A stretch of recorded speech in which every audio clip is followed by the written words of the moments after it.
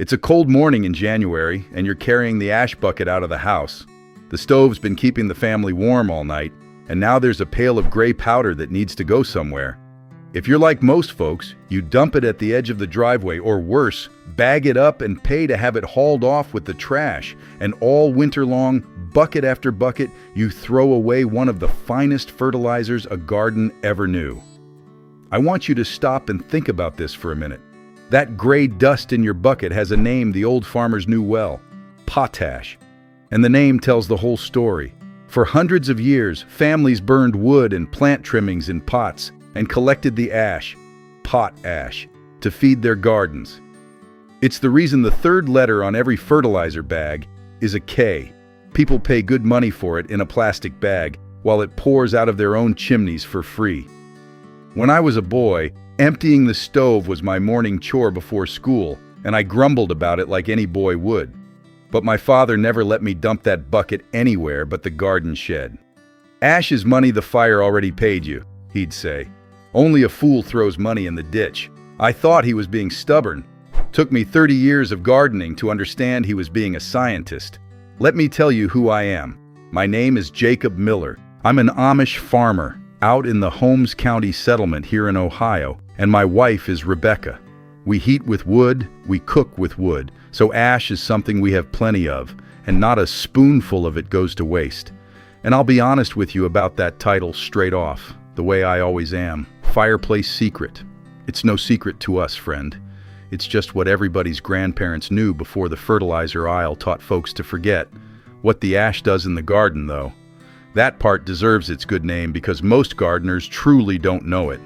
Let me show you, step by step, the way my father showed me. Before we get into it, if you like learning the old ways of doing things, do two small things for me. Tap that like button down there. It helps this little channel more than you'd ever guess. And subscribe, so you can keep learning right alongside Rebecca and me. That's all I'll ask. Now, the ash bucket, from stove to soil. Here's how it will go. First, what potash actually does for a plant. It's more than you think. Then the white ash rule, the sweet soil rule, and the 3 vegetables you must never ever ash. Then how to spread it right, how to store it, and the proof nature's been giving us since before there were gardens at all. Stay with me now, friend. This one's worth the walk. Number 1, the third letter on the bag. Look at any fertilizer package and you'll see 3 letters, NPK, nitrogen, phosphorus, and K, which stands for potassium. And potassium is potash. The element took its very name from the ash pot, from the old way of making potassium fertilizer by burning plants and wood in pots and collecting what the fire left behind. It's the third major nutrient every crop needs, right behind nitrogen and phosphorus. And for centuries, the garden's whole supply of it came from the hearth, not the store. Folks would no sooner throw away ash than throw away seed corn. As a rough rule, about 10% of wood ash is usable potash. Every 100 handfuls of ash carry 10 handfuls of the very thing the bags sell you. The bag just has a prettier label and a barcode. Number 2, what potash does for the plant. This is where it gets good. Potash strengthens the cell walls of the plant, and stronger walls mean better immunity, less disease, less fungal attack. A plant with thick, sturdy cell walls is like a barn with sound timber.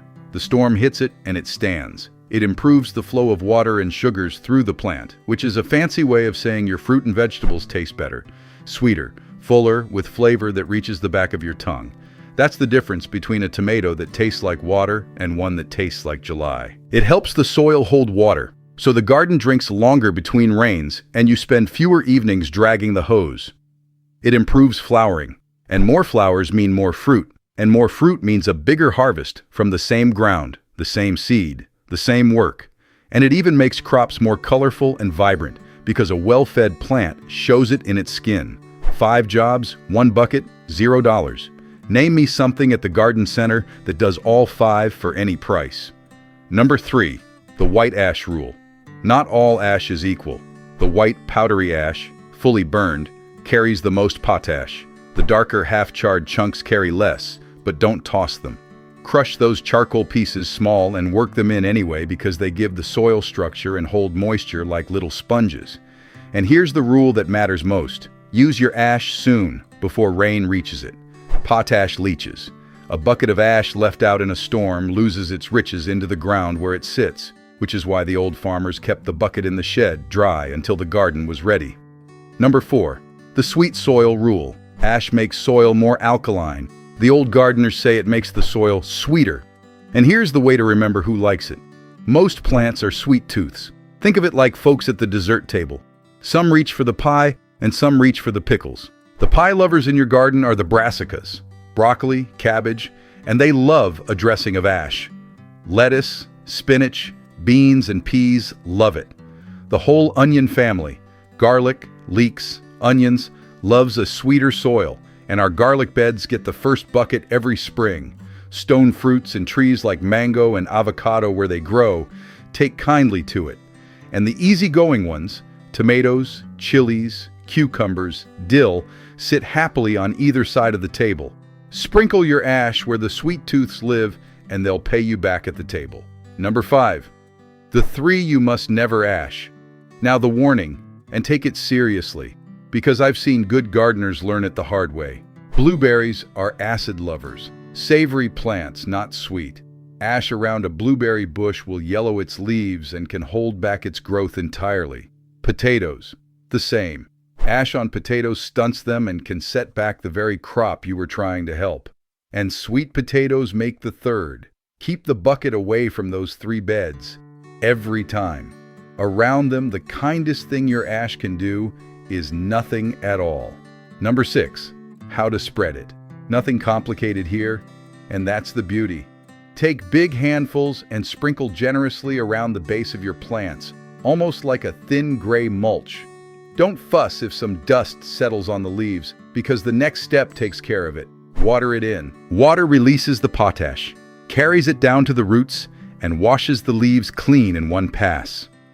On a still, dry day, a dust mask isn't a foolish idea.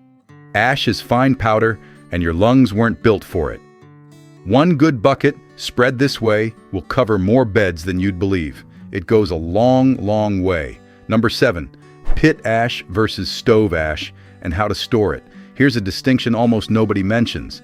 Ash from an open fire pit is richer in potash than ash from a stove or heater. The reason is what went into the fire. A pit burns twigs, bark, leaves, and small brush, and those small parts of the plant hold more nutrients than the core wood of a big log. Both are good.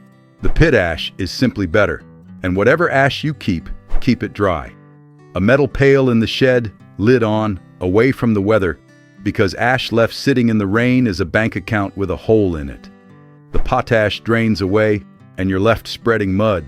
Now here's where it all comes together. That January bucket is potash for strong cell walls and sweet fruit, white ash first and charcoal crushed fine, spread on the sweet tooth beds and watered in, and never, ever on the blueberries, potatoes, or sweet potatoes. The pit ash goes on first because it's richest, the stove ash follows, and both of them live dry in the shed until the day the beds are ready. Store it dry, use it soon, and the stove that warms your family all winter feeds the same family all summer.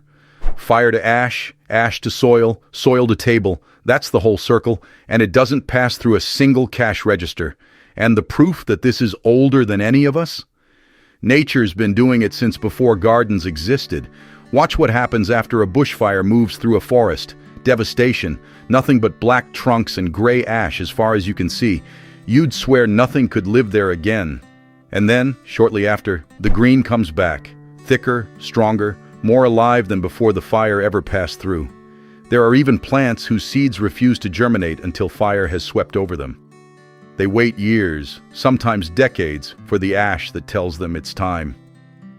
The forest floor has been fertilized by ash for longer than we've been here to notice, and it never asked permission and never sent a bill. We're not inventing anything, friend. We're just joining in on the oldest fertilizing program on Earth.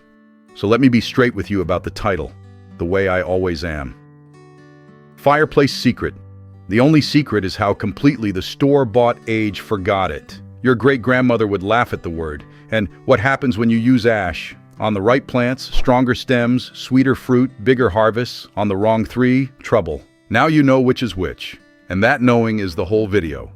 Let's do the honest math one more time. A bag of potassium fertilizer runs $10, $20, and it washes out by midsummer.